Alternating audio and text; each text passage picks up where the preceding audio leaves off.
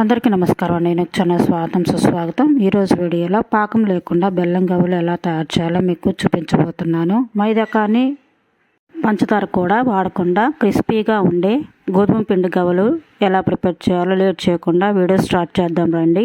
ముందుగా గట్టిగా రాయిగా ఉండే బెల్లాన్ని తీసుకొని కట్టర్ సహాయంతో చిన్న చిన్న ముక్కలుగా కట్ చేయాలి.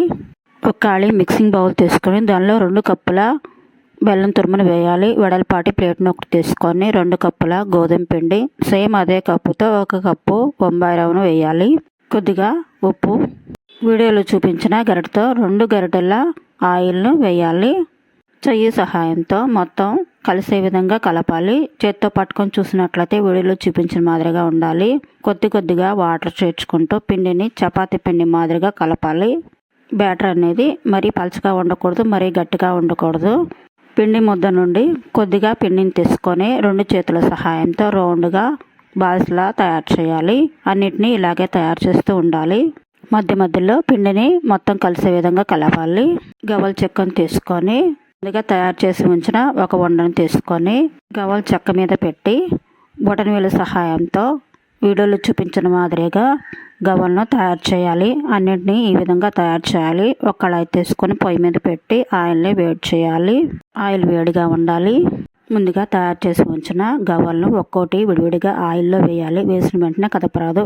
కొంచెం సేపు ఆగాక గరిటె సహాయంతో మధ్యలో కలుపుకుంటూ మీడియం ఫ్లేమ్ మీద గవ్వలను వేగనివ్వాలి. వేగిన వాటిని జాలి గరిటె సహాయంతో తీసి ప్లేట్లోకి తీసుకోవాలి. ఇలా అన్నిటిని తయారు చేయాలి.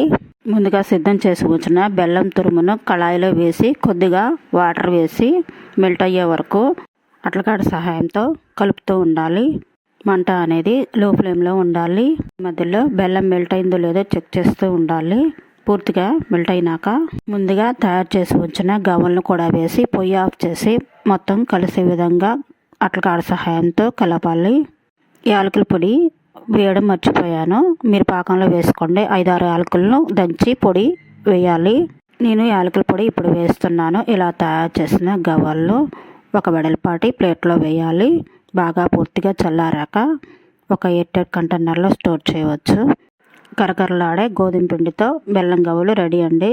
Thank you for watching everyone.